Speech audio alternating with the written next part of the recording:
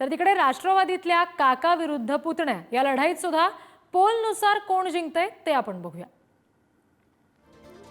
Electoral age कडून ज्या पद्धतीची आकडेवारी समोर आली आहे त्याच्यामध्ये अजित पवारांच्या राष्ट्रवादीला 14 आणि शरद पवारांच्या राष्ट्रवादीला 46 जागा मिळतील असा अंदाज आहे। चाणक्यकडून जी आकडेवारी आली आहे त्याच्यामध्ये अजित पवारांना 22, शरद पवारांना 40 जागा मिळतील असा अंदाज।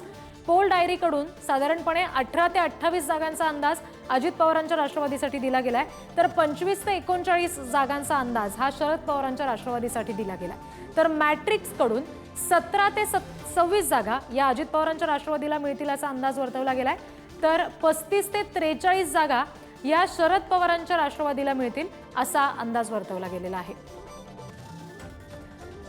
आणखी तपशील आपण घेणार आहोत प्रतिनिधी बालाजी पोद्दार यांच्याकडून। बालाजी, पुण्यामध्ये खरं तर आता ह्या सगळ्या संदर्भातली मोठी लढाई होती, थेट दादा विरुद्ध काका अशी लढत बऱ्याच ठिकाणी तिथं विशेषतः पाहायला मिळाली।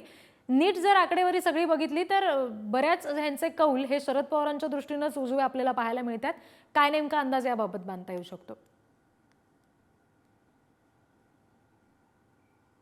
ही जी लढाई होती ती खरं तर शरद पवार आणि अजित पवार यांची एकमेकांसमोर होती।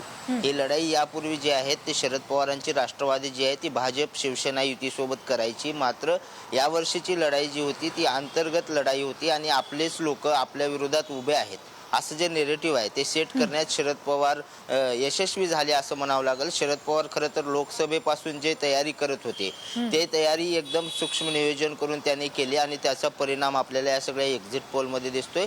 त्या पुढील भागात अजित पवारांची बाजू बघायची झाली तर अजित पवारांना बऱ्यापैकी बारामती विधानसभेत अडकून ठेवण्यात शरद पवार यशस्वी झाले। अजित पवारांसोबत जे आमदार आलेले होते ते सगळे आमदार आपापल्या विधानसभेमध्ये अडकून पडले आणि त्यांना प्रचाराला सुद्धा कमी संधी मिळाली असंच म्हणावं लागेल। ज्याप्रमाणे शरद पवार यांनी राज्यभरात प्रचाराचा दौरा केला त्याप्रमाणे अजित पवारांना राज्यभरात दौरे करण्यासाठी वेळ मिळाला नाही। साधारणपणे पुणे जिल्ह्यावर जास्तीत जास्त त्यांनी लक्ष दिलेलं होतं आणि सर्वात कमी जागा महायुतीमध्ये त्यांना लढायला मिळाल्या। त्याचबरोबर अंतर्गत विरोध या सगळ्याचा फटका जो आहे तो अजित पवारांना बसत असल्याचं पाहायला मिळते। खरं तर अजित पवारांना वेळ सुद्धा कमी मिळाला पक्ष बांधण्यासाठी आणि त्यामुळे हे सगळे आकडे जे आहेत ते समोर येत आहेत आणि अंतर्गत विरोधामध्ये आपलेच लोक आपल्या विरोधात गेलेत हा जो नेरेटिव्ह आहे तो सेट झाल्याचा आपल्याला पाहायला मिळते। रिद्धी जी, निश्चित। बालाजी, धन्यवाद दिलेल्या माहितीसाठी।